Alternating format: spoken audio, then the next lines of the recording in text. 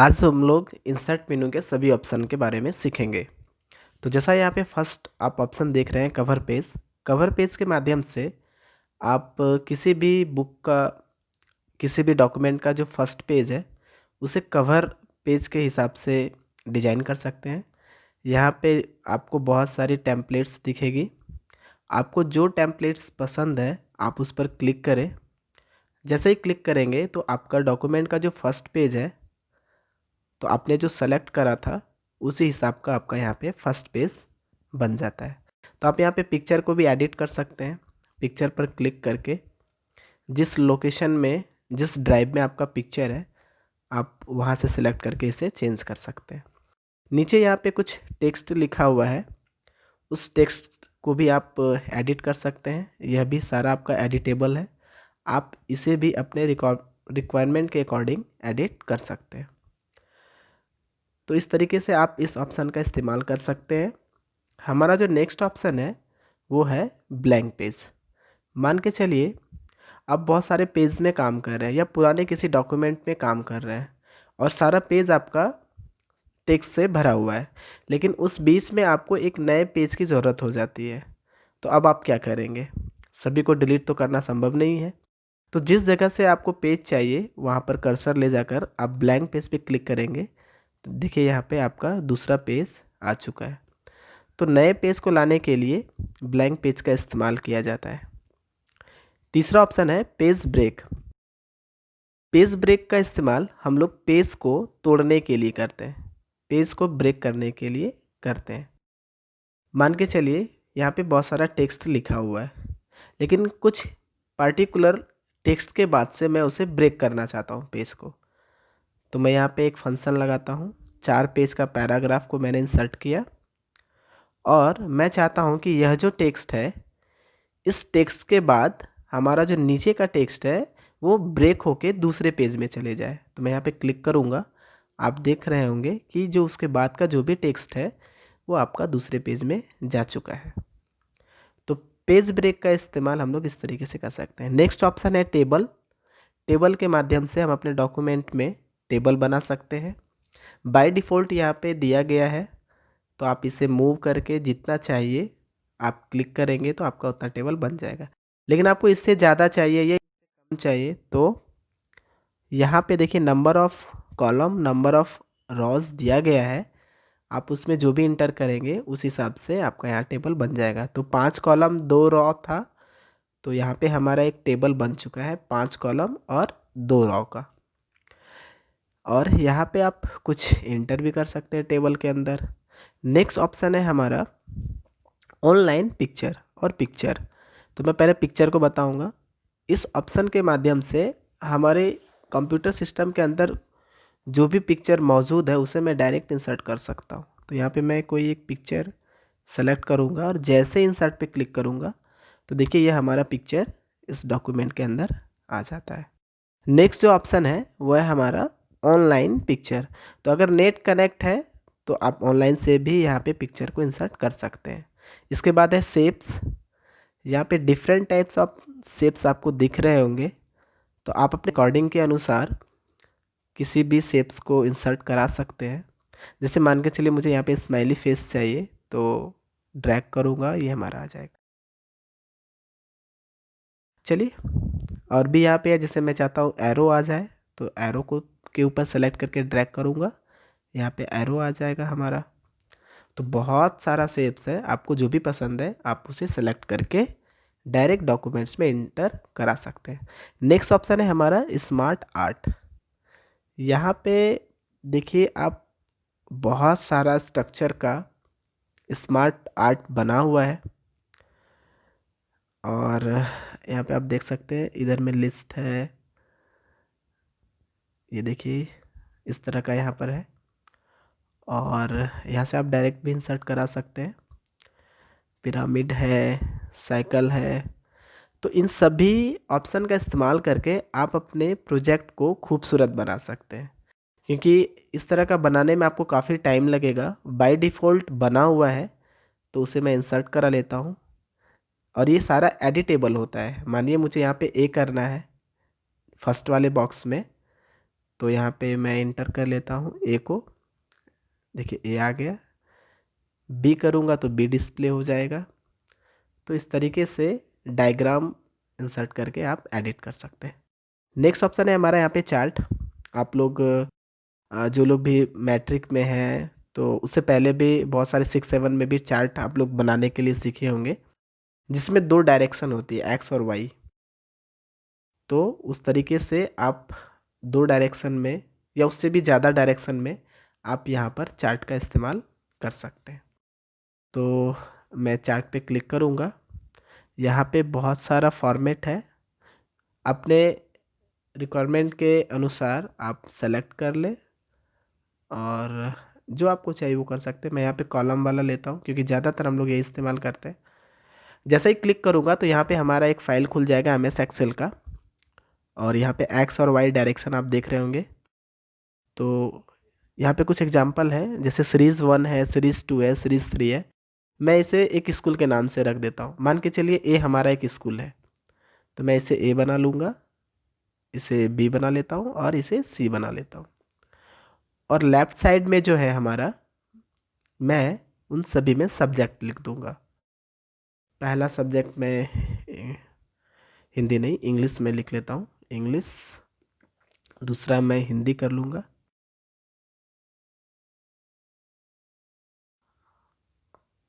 और तीसरे में मैं डाल देता हूँ फिजिक्स। तो इंग्लिश, हिंदी, फिजिक्स हो चुका है और मैं इसमें केमिस्ट्री डाल देता हूँ। तो अभी हमारे यहाँ पे 4 सब्जेक्ट है और स्कूल कितना है 3।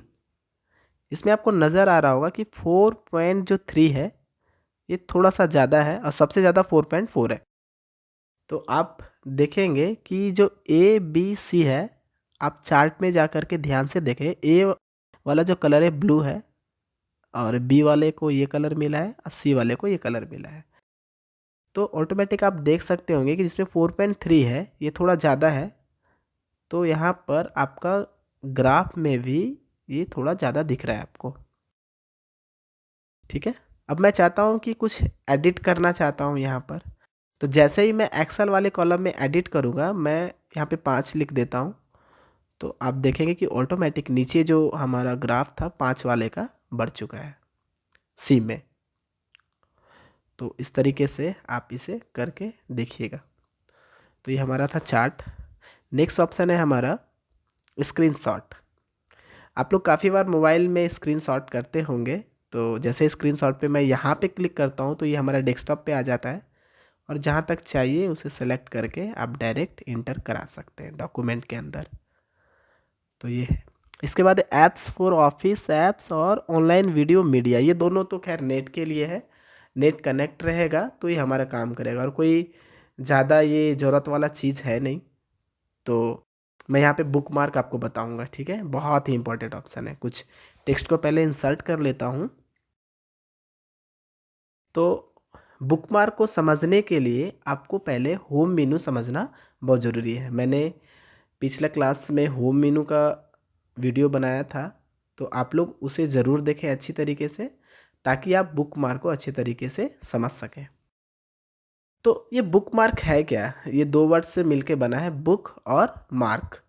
मतलब बुक में मार्क करना।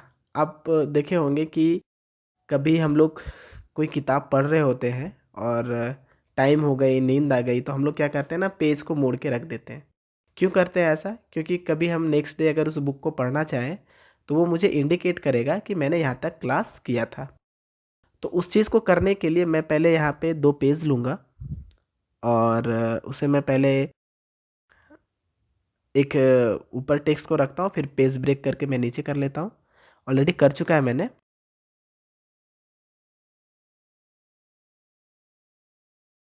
अब मुझे क्या करना है, बुक मार्क इसमें लगाना है।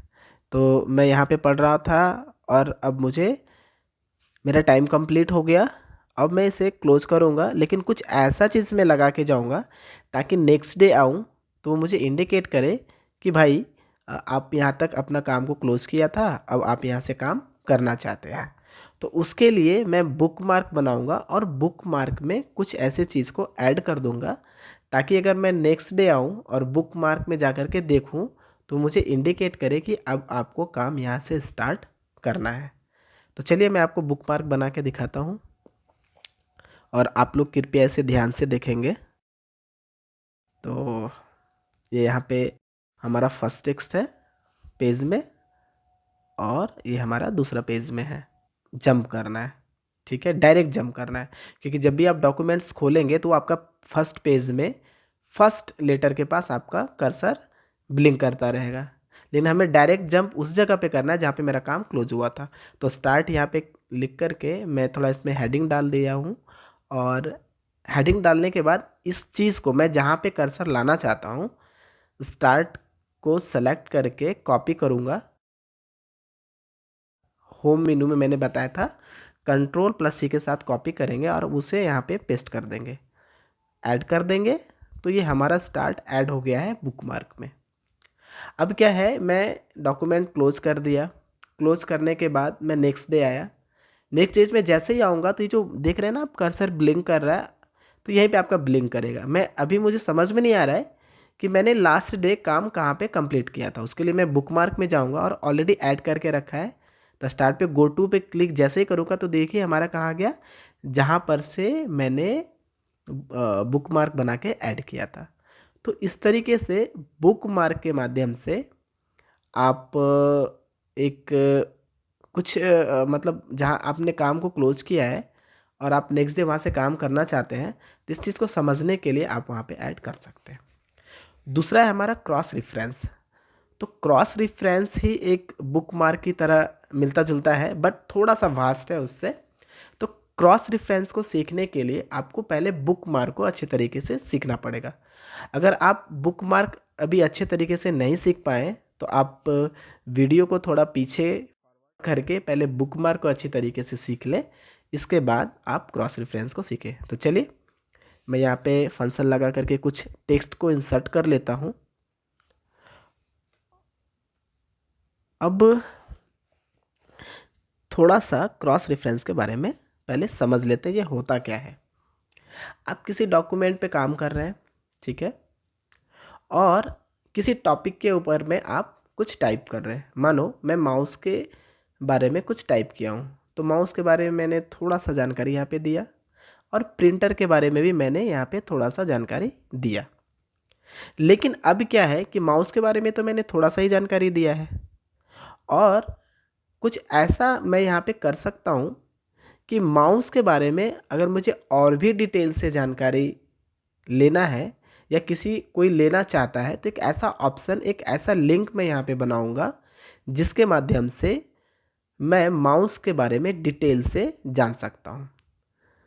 तो ये एक बहुत ही अच्छा ऑप्शन है जिसके माध्यम से आप अपने पेज को एक बहुत अच्छी तरीके से डिजाइन कर सकते हैं और कुछ एक्स्ट्रा करके उस पेज को वैल्यूबल बना सकते हैं।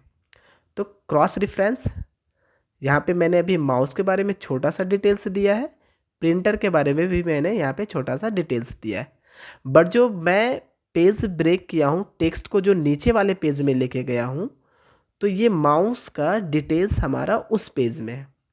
जब आप डॉक्यूमेंट्स बना रहे हैं तो आपके पास हज़ारों पेज हो सकता है, 2000 पेज भी हो सकता है, और माउस के बारे में यह जो छोटा सा डिटेल्स है और इनका पूरा डिटेल्स मतलब एक पेज का डिटेल्स ये हमारा 1000वां पेज में है।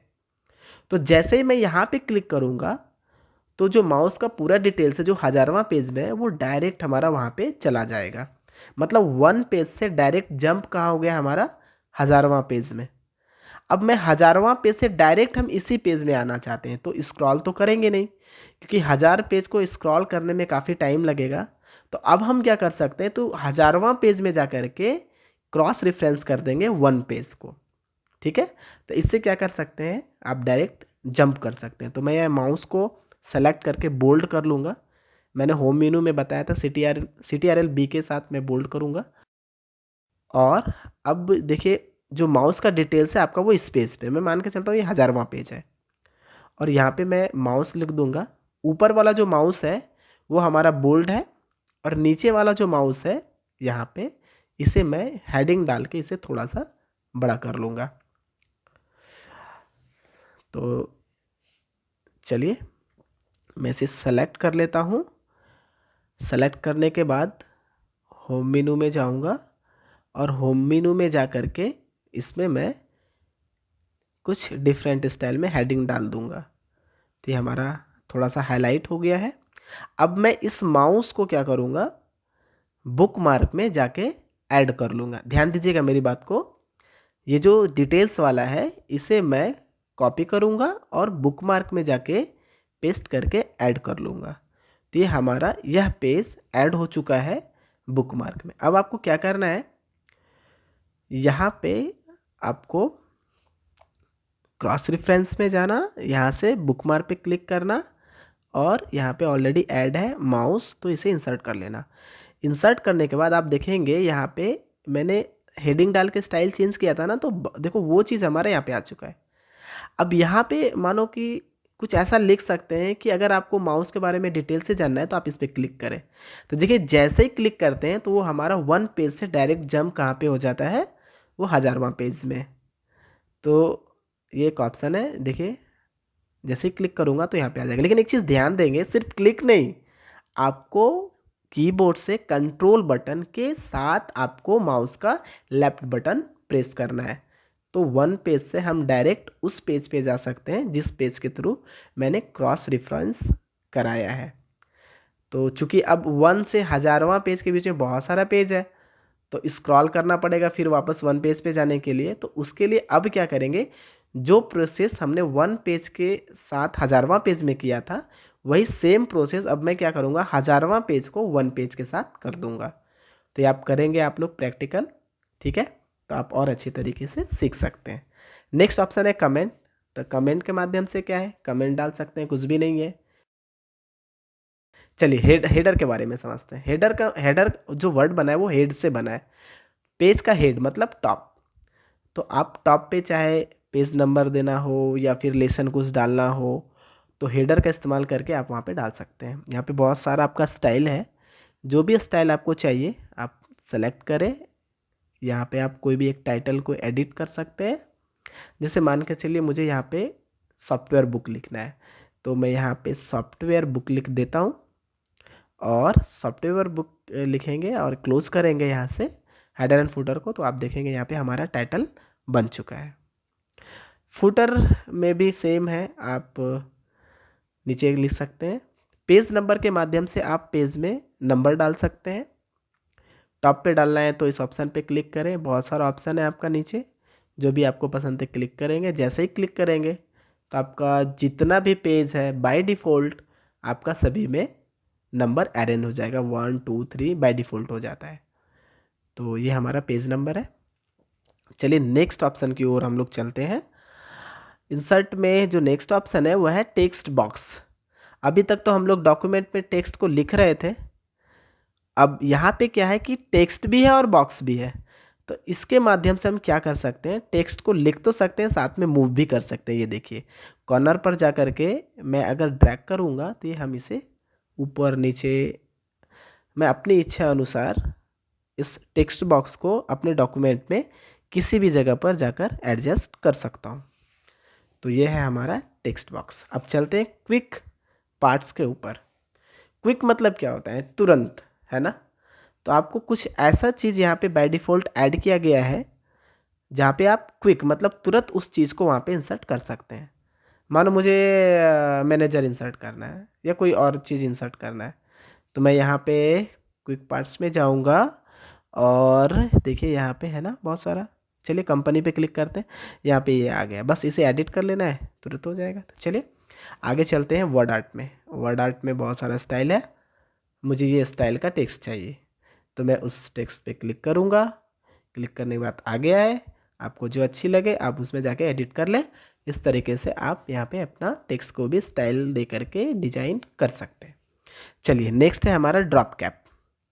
ड्रॉप कैप क्या होता है, आप पेपर पढ़ते हैं, न्यूज़पेपर ना, आप देखते होंगे कि पेपर में कोई भी जो आपका स्टार्ट होता है ना, जो पहला वर्ड होता है वो बड़ा होता है, that is called drop cap. तो आप देखें मैं यहाँ पे सिलेक्ट कर लेता हूँ पहले टेक्स्ट को और जो आपको अच्छा लगे क्लिक करें। तो देखिए भी जो वर्ड है वो आपका बड़ा हो चुका है, तो that is called drop cap. तो इस तरीके से आप ड्रॉप कैप का इस्तेमाल कर सकते हैं। नेक्स्ट है सिग्नेचर लाइन। अब कोई आप डॉक्यूमेंट बनाए हैं, डॉक्यूमेंट आपका क्लोज हो चुका है, बंद हो चुका है, और आप नीचे सिग्नेचर अपना देना चाहते हैं और एक लाइन देना चाहते हैं, उसके नाम भी आना चाहिए, उसके लाइन के नीचे आपका नाम होना चाहिए और ऊपर सिग्नेचर करने का स्थान होना चाहिए। तो यहाँ पे आप सिग्नेचर लाइन पे क्लिक करें, ऊपर वाले में जो फर्स्ट बॉक्स है उसमें हम नाम डाल सकते हैं। मैं अभिषेक डाल लेता हूँ, तो यहाँ पे मैं अभिषेक लिख दिया हूँ। और उसके बाद जो सेकंड है आप उसमें डाल सकते हैं आपका क्या पोस्ट है, आप मैनेजर हैं या क्या है वो लिख सकते हैं, और हम क्लोज कर देते हैं। देखिए यहाँ पे आपका आ गया है नीचे अभिषेक, ऊपर सिग्नेचर का एक जगह बन गया और बीच में लाइन आ चुकी है। नेक्स्ट ऑप्शन है डेट एंड टाइम। आप डायरेक्ट डेट और टाइम को इंसर्ट करना चाहते हैं यहाँ पे, तो जहाँ पे आपका रिक्वायरमेंट है, जहाँ पे डेट को लाना चाहते हैं वहाँ पे आप कर्सर को लेके जाएं, डेट एंड टाइम पे क्लिक करें, बहुत सारा फॉर्मेट आएगा, आपको जो पसंद है आप उस पर क्लिक करें। मानो कि यहाँ पे मुझे ये पसंद है तो मैं इस पर क्लिक करूँगा, ओके करूँगा, और ये हमारा यहाँ पे उसी स्टाइल में जो मैंने सेलेक्ट किया था वो हमारे यहाँ पे डेट टाइम आ चुका है। तो इस तरीके से हम लोग डेट टाइम का ऑप्शन से इंसर्ट करा सकते हैं डेट और टाइम को। ऑब्जेक्ट क्या होता है, कंप्यूटर में तो बहुत सारा सॉफ्टवेयर होता है, और किसी सॉफ्टवेयर में जाके डायरेक्ट काम करके उस डॉक्यूमेंट को डायरेक्ट हम यहाँ पे इंसर्ट करा सकते हैं। जैसा कि आप यहाँ पे देख रहे होंगे बहुत सारा सॉफ्टवेयर है। मुझे मान के चले पेंट का कुछ इमेज को यहाँ पे लाना है, तो पेंट में जो भी इमेज बनता है वो बिटमैप इमेज होता है। तो यहाँ पे देखिए बिटमेज इमेज है, मैं उस पर क्लिक करूँगा, ओके करूँगा, तो यहाँ पे पेंट खुल चुका है। अब जो चीज़ हम इंसर्ट कराना चाहते हैं तो मैं यहाँ पे थोड़ा पेंटिंग कर लेता हूँ। मानो मुझे एक यहाँ पे इस तरह का चाहिए, मैं इसमें कलर डाल देता हूँ। कलर डालने के बाद मैं क्लोज करूँगा तो आप देखेंगे कि थोड़ा नीचे आ चुका है। देखिए ये पेज यहाँ आ चुका है, थोड़ा बड़ा साइज में था इसलिए डायरेक्ट यहाँ आ गया। तो इस तरीके से इस्तेमाल करके आप किसी भी सॉफ्टवेयर में डायरेक्ट काम करके उसे इंसर्ट करा सकते हो डॉक्यूमेंट को। नेक्स्ट ऑप्शन है आपका इक्वेशन। तो इक्वेशन से आप बहुत सारे यहाँ देख रहे हैं इक्वेशन है, इस तरह का टाइप करने में बहुत टाइम लगेगा, डायरेक्ट इंसर्ट करा के हम एडिट कर सकते हैं। तो ये हो गया है आपका, बहुत सारा यहाँ पे भी ऑप्शन है, आप कर सकते हैं। नेक्स्ट जो ऑप्शन है वो है हमारा सिंबल। कीबोर्ड में देखिए ये आपको सिंबल मिलेगा नहीं, और बहुत सारा ऐसा सिंबल है जो आपको सिंबल कीबोर्ड में मिलना बहुत मुश्किल है। तो अगर आपको किसी तरह का सिंबल चाहिए तो आप डायरेक्ट कर सकते हैं। जैसे यहाँ पे देखिए कॉपीराइट का है, मुझे कॉपीराइट का कोई सिंबल चाहिए, तो कीबोर्ड में तो मिलना नहीं है, तो यहाँ आकर के मैं क्लिक करूँगा और यहाँ पे हमारा कॉपीराइट का सिंबल आ चुका है। तो थैंक यू गाइज़।